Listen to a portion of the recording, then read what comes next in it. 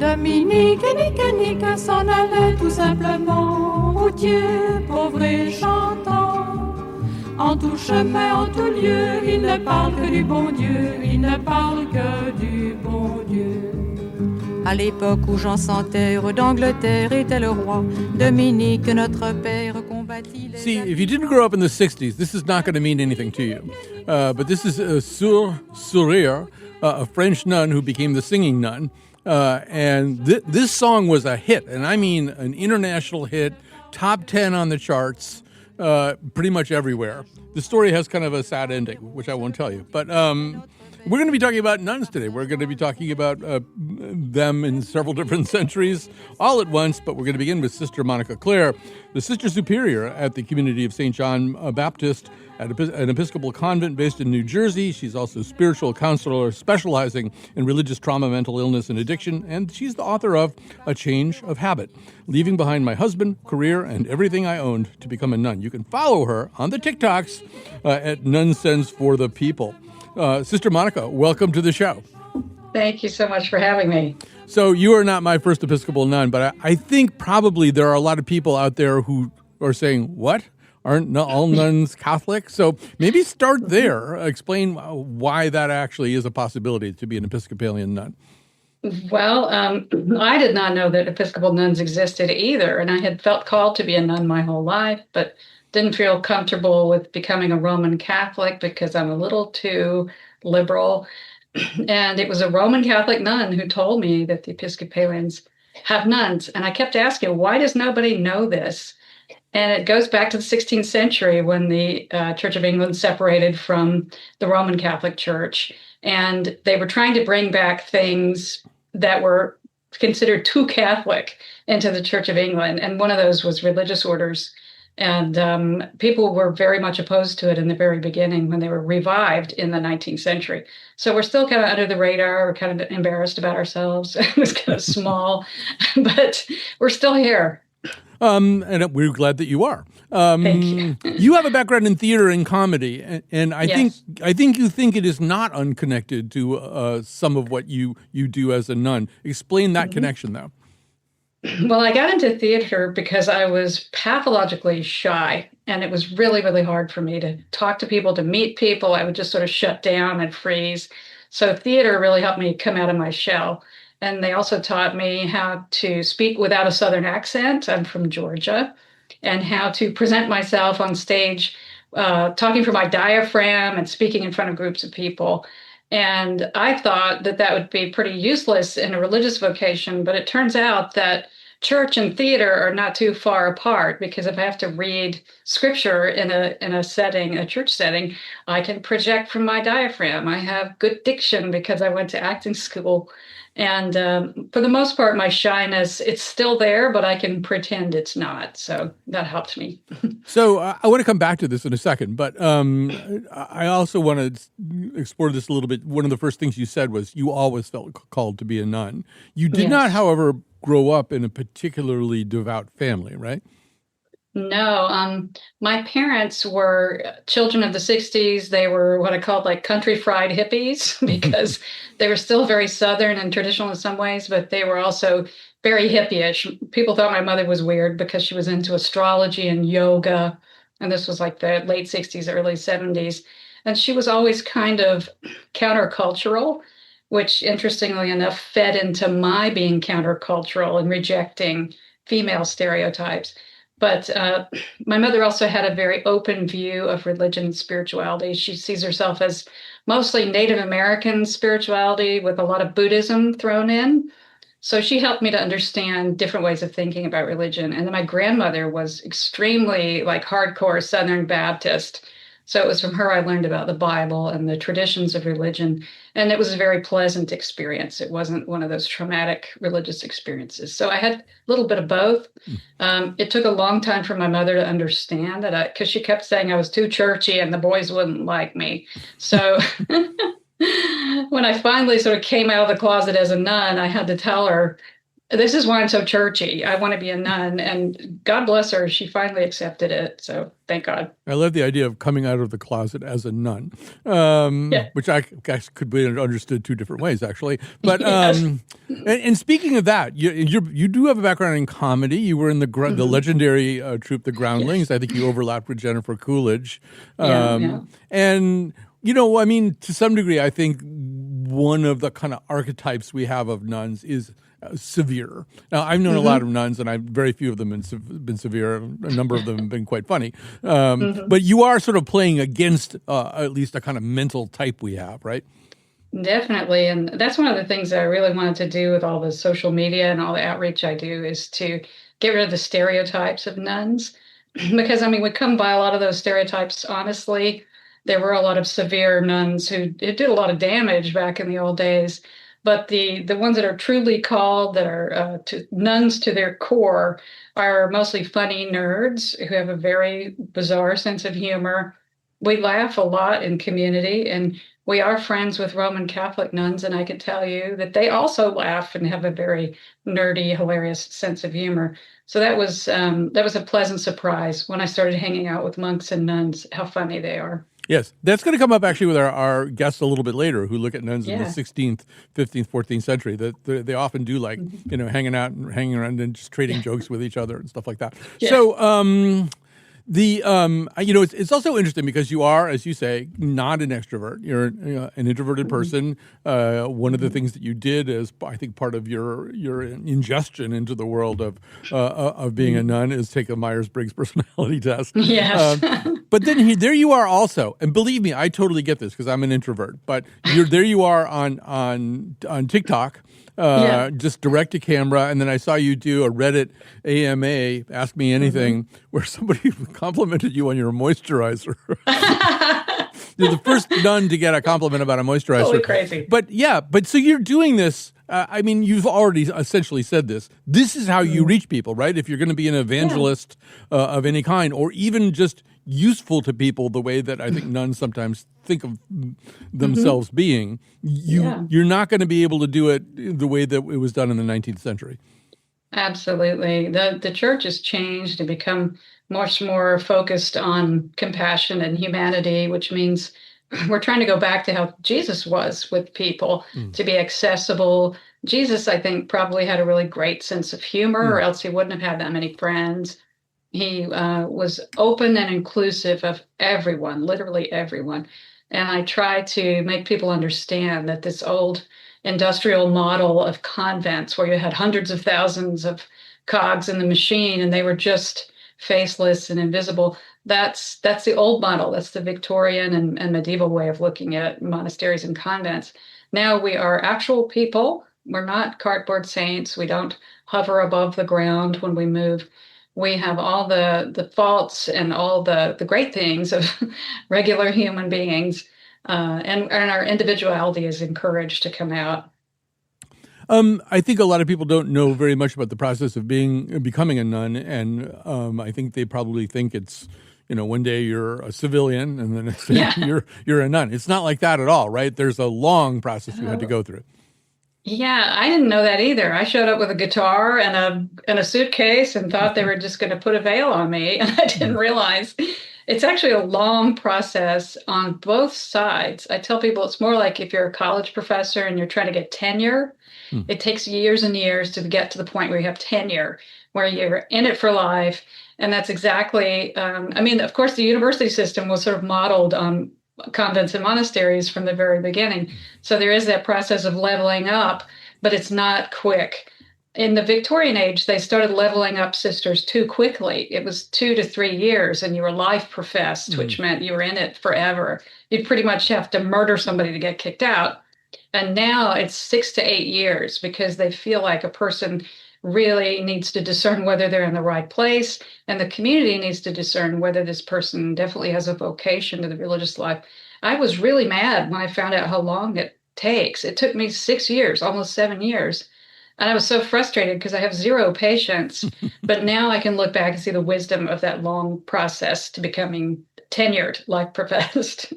Well, so one difference between being a tenured professor and a postulant and trying to become a nun, I don't think they care whether the professors have a lot of credit card debt. But this is actually something that comes up, right? You have to be debt free. Absolutely. A lot of people don't realize the decisions of organized religion are sometimes based on finances.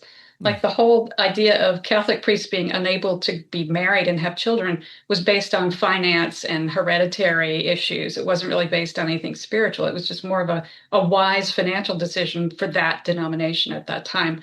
And in our communities, we do say that, and in Roman Catholic communities as well, you have to be debt free when you come in because you're not going to have enough. If you have a job that earns money, all your money has to go to the central fund of the convent. We don't have our own bank accounts.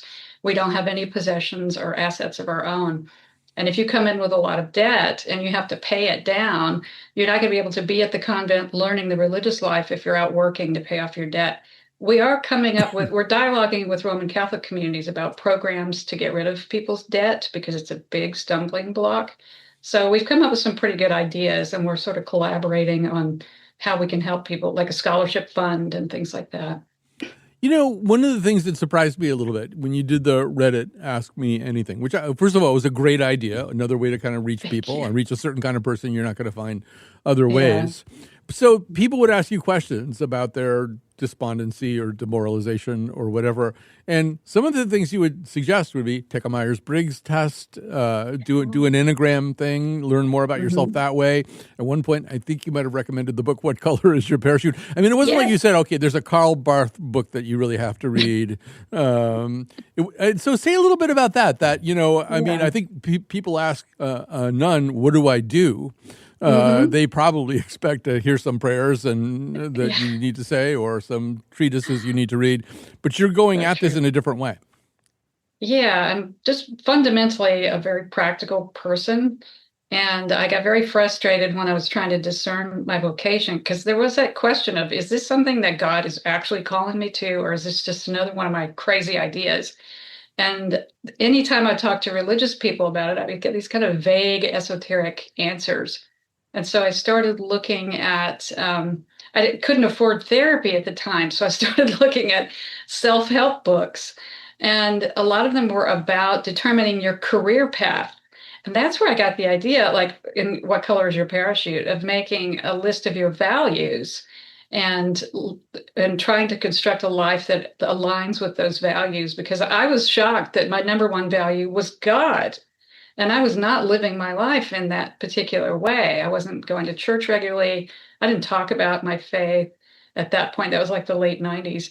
And then I started looking at personality tests because I thought, am I really suited to this life? And it turns out, yes, I was born to do this. Either this or being a librarian. That's what Myers-Briggs told me.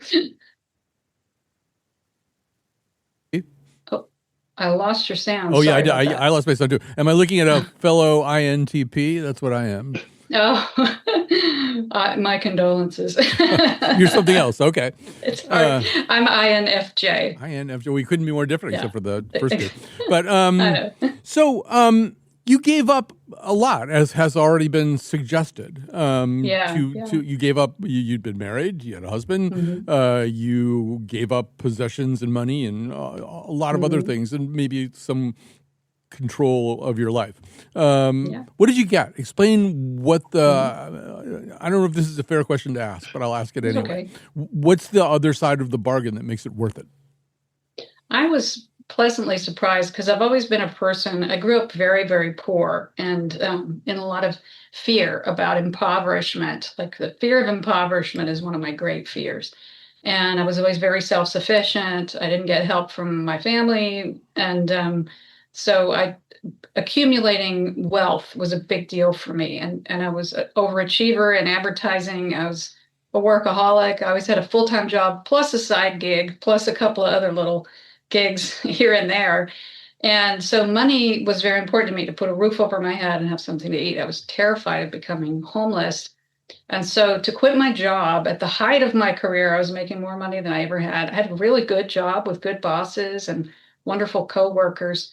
To say to them, I'm going to walk away from this and be unemployed and homeless for a short period, because when you're visiting the convent at first, they haven't taken you as a sister yet. So I was without a job, and it felt so good. I couldn't believe how good it felt to be free of, I mean, a lot of us would say, probably not you, but a lot of people would say, thank God I never have to walk into a job again, and work 12-hour days and be stressed out.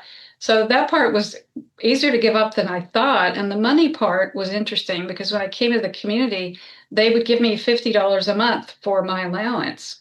And I thought, God, it's never gonna stretch. But then I realized there wasn't really anything that I could think of that I needed. My clothes are provided, my shoes are provided, everything is provided for us here from the central fund. I have insurance. And I was thinking, wow, I feel better taken care of than when I was taking care of myself. And it is a nonprofit. We do have, the wolf is always at the door all the time. But somehow God has been getting us through since 1852. So it's very secure.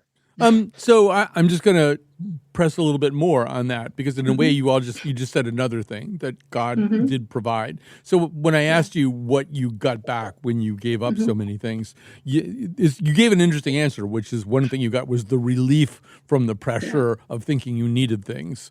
I think those of us who had parents who were alive during the Depression, we inherited that idea that, we have to think about this all the time. But there's also the God part of that. I mean, can you say a little bit more about that? What sort of communion you feel you attained doing this? I think it was a giving up of my hyper independence of always taking care of myself to really trusting in God to take care of me. And that was my mantra when I was driving across the country from Los Angeles to New Jersey was, God will take care of me. God will take care of me. And anytime I would get scared, I would say that. And I repeated it enough times where I started actually believing it. Because at first I couldn't believe it. I was thinking, no, I got to get out there and work. I can't just put this on God. And it developed a much deeper relationship with God to be able to turn something over to God in such a big way. And God said, no problem, I've got this. And to have it proven in real time, in real life. It's sort of ever since I came here. Yeah, it's sort of the ultimate trust fall. Yes, absolutely. He caught you. So just quickly, what's a day in the life like for you? What goes on all day? Our life is a lot busier than people think it is. They think we sort of float around and read books and light candles and things like that. And actually our day is pretty much, we're on the go from 6 a.m. till about 9 o'clock at night. Every day except Monday, which is our day off. And we always think it's hilarious when people say, have a great weekend. And we're like, we work on the weekends. But my day starts at 6 a.m. with private prayer from 6 a.m. to 7 a.m. Then we go into lauds at 7:30 p.m. a.m., sorry. And then we go into Mass right after that. And then we have silent time until 9:30. We have another prayer service in the chapel. Then we have work time after that prayer service at 9:30. Then we have noonday prayer and then our lunch. And then we have another work period from 2 to 4:30. Then we have Vespers. And then we have a community meeting after Vespers every day. And then we have dinner. And then we have Compline at 8 o'clock. So you can see that's a pretty full day, even if we didn't work. But we all have jobs. And you had to master Gregorian chanting. Oh, yeah, which is still a work in progress. I wish you could have seen the face she just made. It's like trying to learn. It's like, because I know how to read music and I've been singing all my life. My grandfather was a voice teacher, and to look at Gregorian chant, it's like being fluent in French and suddenly being asked to speak German fluently with no training. So I was fluent in one language and I'm still struggling with Gregorian chant because I guess the other one was so deeply entrenched in my mind that it's just so different. You come back as we started. You came from a theater and comedy background, which of course makes me think. I'm in Connecticut, of the Abbey of Regina Laudis. Dolores Hart, who was in, I think she debuted in an Elvis movie, but she was also in Where the Boys Are, and I think King Creole. So she was a movie star. She was a movie star, and she became a nun there, and I think she might have become abbess eventually. But maybe talk about some of the nuns who have inspired. We're going to run out of time here, but I know that's either from recent history or from deep into history, you have a few sources of inspiration. Yeah, Dolores Hart was a big inspiration for me because when I was married, I was buying groceries and she was on the cover of People magazine. So I bought it and read about her. And I was like, if she can make it that big of a leap, I think I can too. Mm-hmm. So all along, she's been a role model for me. And I wrote her a letter and she wrote me back. And I had told her in my letter I felt called to the convent. And she said, you cannot hide from what the hand of God presents to you. And I just burst into tears when I got that letter because it's such a powerful sentence. I thought she probably says it to everybody, but it really changed my life that she wrote back to me. It was very sweet of her. And of course, my role models from the past are St. Clare.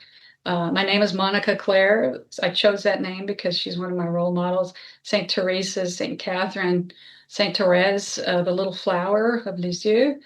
All these, sometimes I'll ask them to pray for us because we don't pray to the saints. We ask them to pray for us. So I ask those role models up in heaven to pray for us. Well, we're going to talk to a couple of scholars about some of those very role models, but it has been a delight to talk to you, Sister Monica Clare, Sister Superior at the Community of St. John Baptist it's an Episcopal convent based in New Jersey. Thank you so much for your time today. Thank you. It's been great. Appreciate it. All right. We'll take a little break, and we're going to dive back into the 16th century and maybe even deeper to talk about nuns in those times.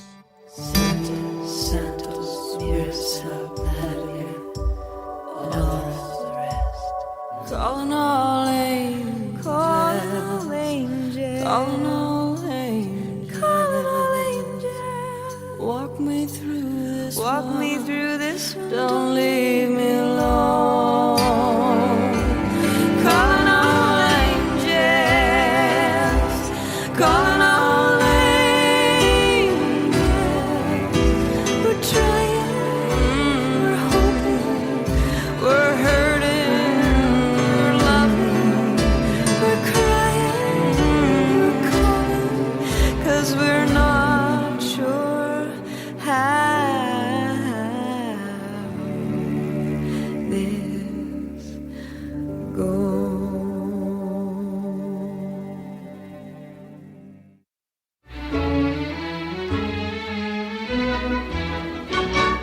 Climbs a tree and scrapes her knee. Her dress has got a tear. She waltzes on her way to mass and whistles on the stair. And underneath her wimple, she has curlers in her hair. I've even heard her singing in the abbey. She's always late for chapel, but her penitence is real. She's always late for... That, of course, is from The Sound of Music. The 60s was sort of a time... It was the first nun corps in some ways, or maybe the first nun corps was in the 16th century. We might wind up saying that. But 60s had the flying nun. Sally Field played a flying nun on a sitcom. And we had the singing nun, who referenced in the first segment, Sound of Music. And we're having another period like that right now. We're going to be talking an awful lot about the nuns of the past, but let's first of all introduce our guest. Ana Garriga and Carmen Urbita are the co-hosts of the podcast Las Hijas de Felipe and the co-authors of Convent Wisdom, How 16th Century Nuns Could Save Your 21st Century Life. Ana got her PhD from Brown University in 2024. Carmen will be getting hers later this year. When you read this book, you will feel like you are in Providence, Rhode Island quite a bit of the time, and you will not always feel happy about it. So first of all, welcome to the show. I do want to talk very much about these fascinating women of the past, but I think we have to spend a moment here in the present We've got Lily Allen's new album is out, and one of the visuals that goes with it, she's in a full habit and wimple having a cigarette break. And Rihanna, I think last year, was on a magazine cover, also dressed as a nun. But I mean, in some ways, Rosalia, who is emerging now out of Spain as a gigantic international singing star, is wearing what appears to be a nun's headpiece. I don't know if it's exactly a wimple on her album right now that is making all kinds of excitement. And going along with that is this idea of nuncore. There is, in fact, something called Nun Talk on TikTok. So it does feel as though nuns are having a moment. And maybe one of you could just begin by talking about why that might be. Well, thanks. First of all, thank you so much for having us. We're always happy to talk about nuncore and nun mania because everyone's obsessed by nuns lately, but we've been obsessed by them for many years. So we're so happy that we can talk about this with anyone now. So yes. We've been following, as you said, Lily Allen, Rihanna, and lately Rosalia's new album, as you said. She portrays herself as a nun, and then she says that she's inspired. Her songs are basically inspired by the stories of many nuns and saints from past centuries. So we're really excited to see this happening. Everyone asks us what's going on, and we have a few responses for that. We don't know for sure, but we think that, I don't know, everything that's happening right now kind of makes you want to just join a convent, kind of. Well, yes, I mean, even just talking to Sister Monica in the first segment, you can see how there would be some sense of support that maybe doesn't exist in the rest of the world. But Anna, I'm also wondering, and I think you guys have suggested this in the past, that there is, we're seeing an awful lot of testosterone flying around right now, and most of it is manifesting itself in a pretty toxic way. Would that maybe be a reason to put on a habit? Yeah, I think that, first of all, thank you so much for having us here. Every time that we talk about convent culture, we always put a little bit disclaimer before we start talking. It's not that we are with our book or with our episode, we're not trying to convince anyone to run away to a convent, but we like this idea of the portable convent, that it's precisely linked to what you were saying, that geopolitics right now, everything seems so masculine and so toxic, and with the tech bros and the crypto bros all over the internet, that the idea of a metaphorical or a portable convent, I think that that we are all longing for community right now, and that it seems that a convent, even if it's very open to the world, it gives you that sense of shelter, of a community that has basically a shared purpose, that it's a little bit far away from these very toxic dynamics. I would imagine, now that you've studied the nuns of that period, 16th century and maybe even earlier, you can maybe see, Carmen, why women became nuns then. I mean, some of it would probably just be to escape having to have 15 children because 7 of them would die and maybe you would die in the process. Definitely. If you didn't want to marry and you didn't want to risk, as you were saying, dying by giving birth, or even if you just wanted to be with your friends, your sisters, your cousins who might have joined a convent before you, and you didn't want to be separated from them. Or maybe you were obsessed by the idea of becoming kind of a pop icon of your time. You had to become a saint. So the convent was your way, the place where you could do all these things. And it was also, very importantly, it was basically the main place where you, as a woman in the 16th and 17th century, the place where you could write, read, and have write about your own subjectivity at the time. So it was very important. We always have to bear in mind that when we talk about early modern nuns from these centuries, we're talking about a big proportion of women from this time. So it wasn't just this, niche, this very, specific part of society. It was a huge part of it. So, Anna, I'm wondering what kind of influence these nuns are, particularly on my producer, Lily Tyson. I sent her a somewhat critical email earlier this week, and she wrote back, "Exasperating me is not a good way to correct me, for I do not possess a servile nature that would make me yield to threats rather than to reason." And I thought, boy, you've changed since you started reading that nun book. But Anna, maybe give us a little context for this. Who are we going to? Well, first of all, congratulations on making a great Sor Juana Inés de la Cruz impersonation. That was great.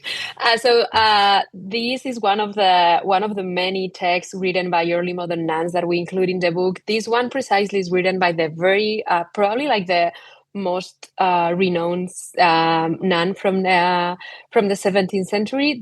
She's the Mexican Sor Juana Inés de la Cruz. She's everywhere. She has like a Netflix TV show devoted to her. She's on the 100 pesos bill in Mexico, and she's one of a kind because she managed to become to the intellectual circles of her time. But also, like this letter that you just read, it's very interesting because it was discovered only in the 1980s, and it's this one letter that it reads as a kind of counterpoint to her other most famous writers, where she's always like developing this kind of like very like rhetorical maneuvers to contest their confessors, but in a very subtle and legitimate way. And in this letter that was for 4 centuries it was just like disappear, she's angry, and she's not afraid to tell her confessor to basically, well, I can't take it anymore. Yeah. I think you were going to say something else there, but that was good. I want to talk about her a little bit. First of all, one thing that I haven't said that's important is this is a book about your everyday problems, and part of the pretext of the book is that anything that you were worrying about or struggling with or trying to deal with now was worried about and struggled with and dealt with by nuns hundreds and hundreds of years ago. And so, everything is sort of bold-faced, these kind of everyday problems. And we'll get to some of those. In fact, maybe we can use Santa Juana as for emails. But before we do that, I have to tell you, Carmen, we were trying to do a show about polymaths a few years ago, and one thing we were struggling about was that it was harder to find women polymaths just because women were so frequently deprived of education, deprived of opportunities to learn a lot. Sister Juana is a polymath, I think. She did everything. She wrote plays, she wrote music, she wrote philosophy, she was clearly backgrounded on sciences. This is a person who really made an attempt to master knowledge and creativity as it existed at her moment. Maybe you could say a little bit more about, I find this woman really, really impressive. Sor Juana is incredible. As Anna was saying, she's one of a kind. She was indeed a polymath. Since I think when she started writing when she was like, I don't know, 10, 12, or even younger. She was examined by all the theologists and the most intelligent people of Mexico at the time. Interrogated by all of them about the most difficult questions you could think, and she surpassed all of them when she was only a teenager. So she's really one of a kind, and she was all her life. She wrote all her life, and she was always trying to achieve more and more and more knowledge. She, as Anna was saying, she was in contact with a lot of intellectuals of her time. So she read it all and tried to write it all as well. Not only sacred poems or sacred literature, but philosophical and scientific writing as well. So, but we also, when we talk about Sor Juana, we also like to say that even though she's definitely one of a kind and she's exceptional, we have to be careful with this, this narrative of Sor Juana or another one being two stories of exceptionalism inside the convent, like they're the only two women nuns who were able to write and be so cultured and so intelligent and to produce so much writing. And even though it's true that Sor Juana was indeed, again, one of a kind, we like to say that all of them, all these nuns, were reading each other and were very aware of what Sor Juana had written, but Sor Juana was aware of what other previous nuns had written. So they were in constant dialogue. So it's not like these isolated figures suddenly stand out. It's more a story of always reading and rereading each other and always being aware of being part of something bigger. This book really, I don't think that I picked up a book about 16th century nuns expecting to hear, to read Jason Derulo's name or something. But this book is very saturated with pop references. And near the end, Anna, you mentioned Gwyneth Paltrow and Goop, and another way that we can talk about Sor Juana is. In the context of Goop, because Goop is obviously Gwyneth Paltrow giving you all kinds of cures and remedies and moisturizers and things like that. But Anna, if you're ever on a really long donkey ride and you have really, really terrible hemorrhoids so that you can't stand another second because the hemorrhoids are so awful, Gwyneth is probably not going to save you the way Juana could. So tell us that story. Yeah. So first thing, this is a different Juana. That's a different Juana. That we struggle. Right. Yeah. There are too many a lot in general. A lot of Marias and a lot of Juanas. Yeah. and that basically like most early modern nuns share the same name. That was basically Maria San Jose and Juana. So this is another Juana that is like early. It's like a medieval nun that is known as Santa Juana, but she never was proclaimed a saint. But she claimed that she had like direct contact with God, and that God had personally blessed all the rosary beads from her personal rosary. And after that, so the relics could work by contact. So like every single rosary bead that was touched by an original rosary bead by Juana suddenly had miraculous powers. So years later, like 3 centuries later, there was this other nun from a convent in Toledo, Spain, that was in charge of founding like the first Catholic convent in Manila in the Philippines. So the travel wasn't easy. It lasted for almost a year and a half. And one of the poor nuns that was going with this nun from Toledo, Spain, was suffering from hemorrhoids, and the solution was to give her a rosary bead smashed in water, and apparently it worked. So who knows? Like maybe we all need that. It's probably better than anything that Gwyneth Paltrow can give you. Exactly. All right, we're going to grab a really quick break here with these two wonderful guests. I want to leave lots of time on the other side, so we have lots of ground to cover and not on a donkey. So we'll do that when we get back. Everybody is wondering what and where they all came from. Everybody is worried about where they're going to go when the whole thing's done. But no one knows for certain, and so it's all the same to me. I think I'll just let the mystery be. I think I'll just let the mystery be.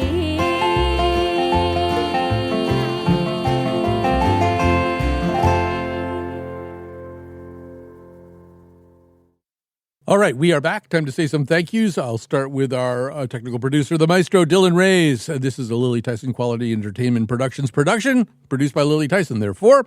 And Robin Doyen-Aiken, our boss, is here with us because we have special guests. They are not nuns, but they are there in the booth. Nora and Crystalline, welcome to the show. Nora Soros, I should say, and Crystalline, welcome to being with us here in the studio. We have these wonderful guests here, meanwhile, to talk about this very, very interesting book. So Ana Garriga and Carmen Urbita are the co-hosts of the podcast Las Hijas de Felipe, and the co-authors of Convent Wisdom, How 16th-Century Nuns Could Save Your 21st Century Life. Carmen, you start the book with the story of a friendship. You actually start it with the story of a friend crush, I think is the contemporary term that you use, and you helpfully explain this at times in the context of Lindsay Lohan and Britney Spears and I forget who else. But explain what this relationship was and why it's the one that you wanted to begin your storytelling with. Yes. Well, there's Lindsay Lohan is there, Paris Hilton as well, and then Saint Teresa and Maria de San Jose, two Carmelite nuns from the 16th century.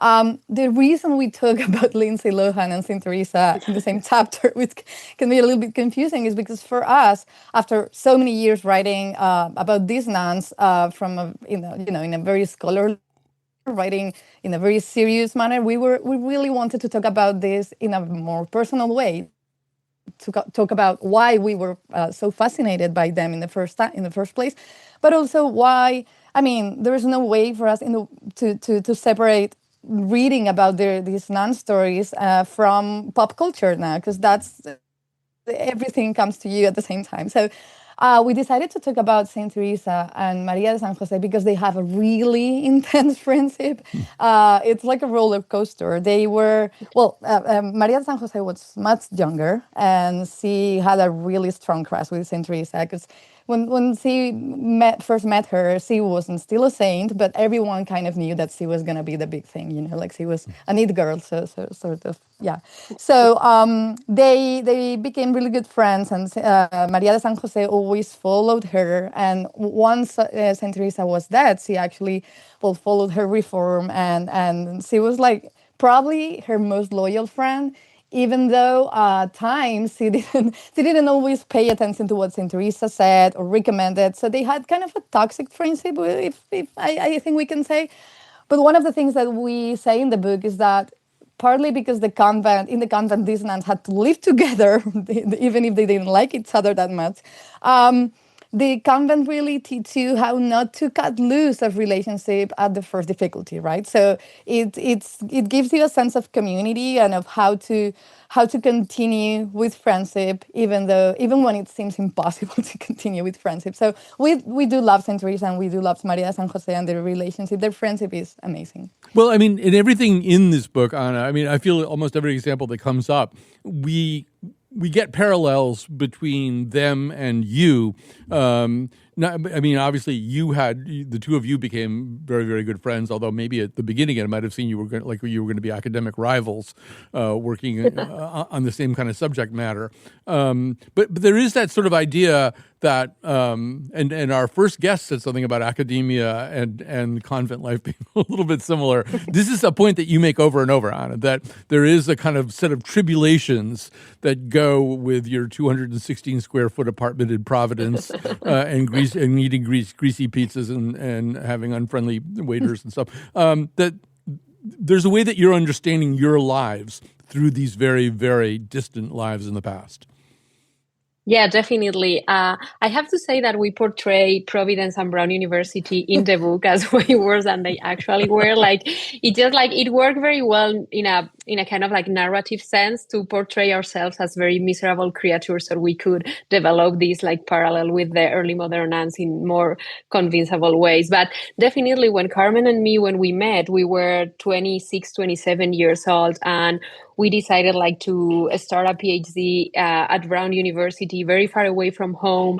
And even though, as we say in the book, that we kind of knew how, because we were already studying nuns at the time, so we knew how like the life of a 16th or 17th century nun in Spain or in New Spain in Mexico was like. We had no idea what academic life could entail. So as the years passed by and we discovered that it was basically to sleep very few hours every day. Also, like, your stipend is it's okay, but it's not that high. So you're not allowed to be very luxurious. And also, like, you have to spend every single hour of the day that you are awake reading or writing. And yeah, so at that moment, because we were reading all these autobiographies by nuns, we felt like this strong connection to them, and they truly save us in a way. They made us feel less miserable. Yeah, and I mean, and what I love about this book is that every problem you reference is a problem that we can recognize. And Carmen, despite my advanced age, I do experience FOMO, fear of missing out, and social media makes it really bad.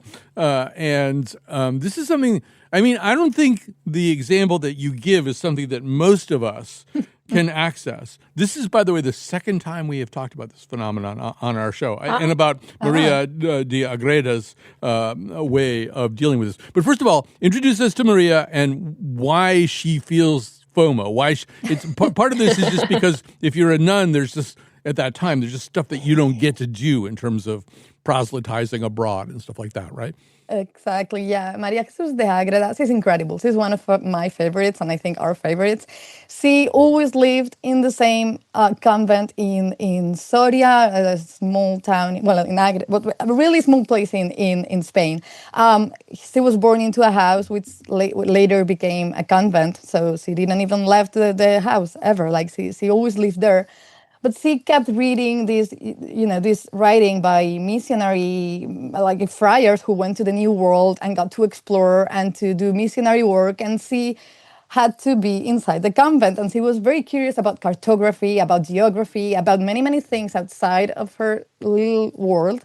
And she couldn't explore that by herself. Like so she had a lot of fear of missing out, exactly as we were having a lot of fear of missing out in Providence, Rhode Island, while we were doing our PhD. So when we were reading Maria Jesus de Agreda's writings, we couldn't stop thinking, oh wow, she really has a strong sense of FOMO, like we do. And it's incredible how she dealt with it. Because so she decided, or maybe she did have the gift of bilocation, which means that she could be, apparently miraculously, she could be inside her cell and at the same time be bilocated in New Mexico. That's what she was writing about. So apparently she was able to travel, and she was able to, make use of all these writings, all these readings that she had already read about geography, cartography, and missionary work, and put that into practice without actually leaving the cell. So we thought it was a very smart move, honestly, and it helped us think also less.